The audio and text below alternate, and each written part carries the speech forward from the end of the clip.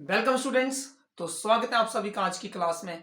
और आज हम करने वाले हैं एक्सरसाइज 6.3 का क्वेश्चन नंबर 10। तो क्वेश्चन नंबर 10 जो है, आप सभी अपनी बुक को ओपन कर लीजिए, एनसीईआरटी बुक। और उसमें क्वेश्चन नंबर 10 क्या है?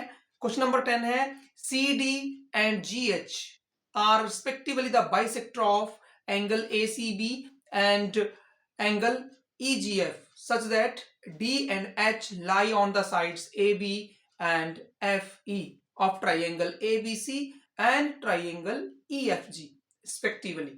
If triangle ABC is similar to triangle FEG, then show that। तो वहां पे तीन पार्ट शो करने हैं। तो सबसे पहले तो इस क्वेश्चन में फिगर गिवन नहीं है। पहले मैं आपको फिगर एक्सप्लेन करता हूं कि क्या है। क्वेश्चन नंबर 10 का फिगर क्या बनेगा? हमारे पास दो ट्राइंगल है, ट्राइंगल ABC और ट्राइंगल FEG।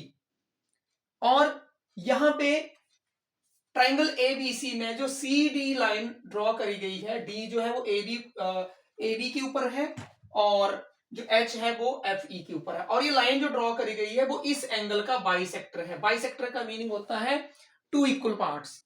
मींस यहां पे ये वाला एंगल और ये वाला एंगल जो है वो आपस में क्या है? इक्वल है। तो मैं आप इसको यहां पे मैं नाम दे देता हूं एंगल 1, एंगल 2। और इसी तरह ये वाला इसका बाइसेक्टर है, तो ये और ये दोनों एंगल इक्वल होंगे, तो इसको मैंने नाम दे दिया एंगल 3, एंगल 4। ये हमारे पास एंगल 1 है, एंगल 2 है, एंगल 3 है और एंगल 4 है। ये आपको इजी रहेगा आगे क्वेश्चन में सॉल्व करने के लिए। तो सबसे पहले तो हम लिखते हैं इस क्वेश्चन में गिवन क्या है। हमें गिवन है सबसे पहली चीज, triangle A B C is similar to triangle F E G. ये हमें गिवन है यहां पे। और साथ यहां पे मेन चीज ये गिवन है। और ये अगर ये सिमिलर है दोनों बड़ी ट्राइंगल ए बी सी और एफ ई जी, तो इनके जितने भी कॉरस्पॉन्डिंग एंगल होंगे वो सारे के सारे आपस में इक्वल होंगे। और साथ में और क्या गिवन है? यहां पे आप लिख सकते हैं C D is the bisector of angle A C B. तो यहां पे आप लिख सकते हैं एंगल 1 इक्वल टू 2 और जी एच जो है वो इस एंगल का बाइसेक्टर है, तो यहां पे एंगल 3 इक्वल टू एंगल 4 भी गिवन है हमें। और शो क्या करना है इसमें? टू शो, इसमें 4 पार्ट शो करने हैं, 3 पार्ट शो करने हैं। तो सबसे पहला पार्ट जो है वो क्या है? सी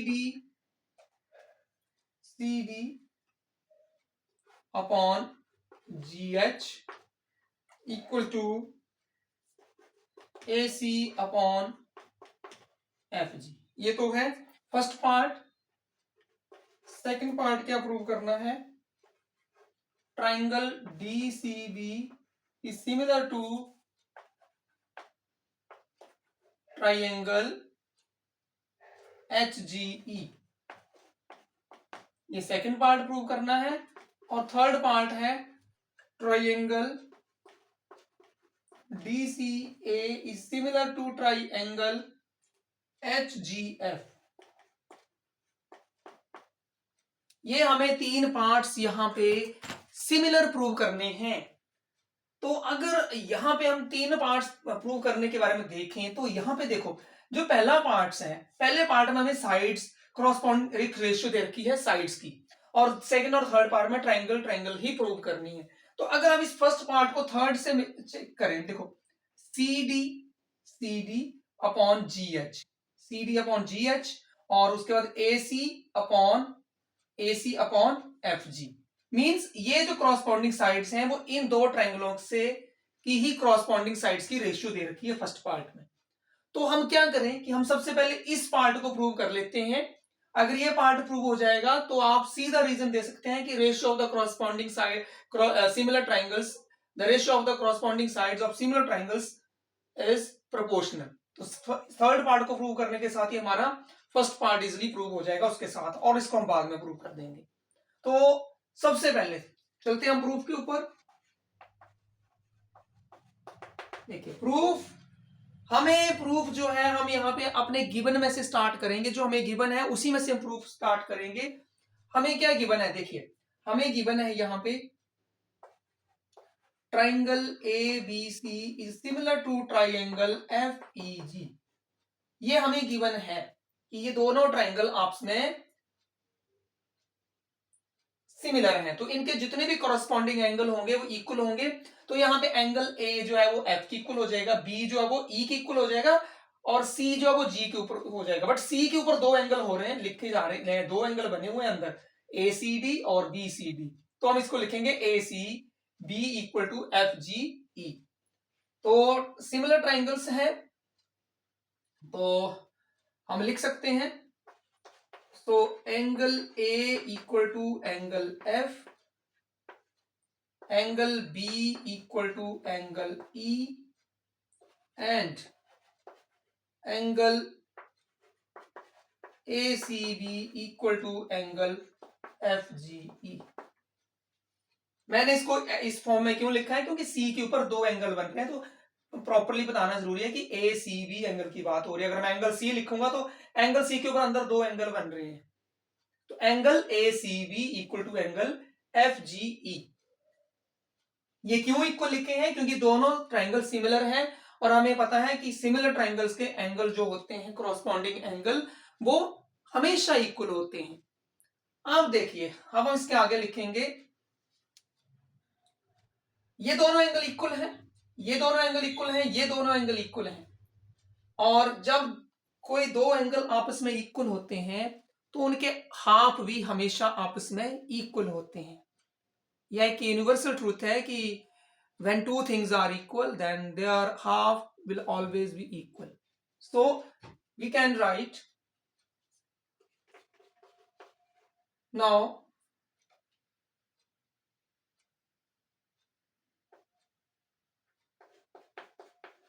we have angle ACB equal to angle FGE. We can write half of ACB equal to half of FGE. ये दोनों एंगल इक्वल हैं, तो इन दोनों के हाफ भी आपस में इक्वल होंगे, हम ऐसा लिख सकते हैं। ठीक है, तो हाफ ऑफ ACB, ACB का हाफ क्या बना 1, और इसका हाफ, इसका ACB के हाफ क्या बनेंगे 1 और 2, हाफ हाफ है, और 3 और 4। तो आप यहां पे लिख सकते हैं half of ACB equal to half of FGE। so you can write angle 1 equal to angle 3 and angle 2 equal to angle 4। क्या हो जाएगा, अगर ये दोनों एंगल इक्वल है तो इनके हाफ हाफ भी इक्वल होंगे, ये ऊपर वाला पार्ट ऊपर वाले की इक्वल हो जाएगा, नीचे वाला पार्ट नीचे वाले की इक्वल हो जाएगा। So angle 1 equal to 3 and 2 equal to 4। ये हमारे पास ये चीजें आ गई हैं। अब हम इसके आगे क्या लिख सकते हैं, तो सबसे पहले तो हम देखते हैं यहां पे थर्ड पार्ट को सॉल्व करते हैं। In triangle DCA and triangle HGF, in triangle DCA and HGF, ये है यहाँ पे DCA और ये है हमारी HGF। इन दोनों ट्राइंगलों को ऑब्जर्व करिए आप, इन दोनों ट्राइंगल को DCA और HGF, देखिए A इक्वल टू F हमें गिवन है, तो आप लिख सकते हैं angle A equal to angle F। Okay, angle A equal to F आप सीधा लिख सकते हैं, गिवन भी लिख सकते हैं, या corresponding angle, corresponding angles of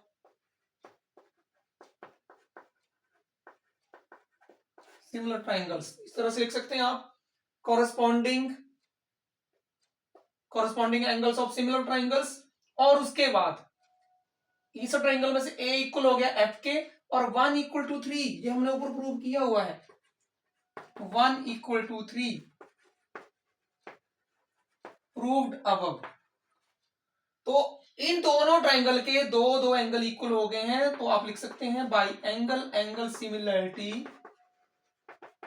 bye angle angle similarity triangle BCA is similar to triangle HGF। तो आपका जो थर्ड पार्ट है आपका ये प्रूव हो गया यहां पे, BCA similar to triangle HGF, part 3 proved। Now CD upon GH equal to AC upon FG। तो ये भी क्या बन गया हमारे पास,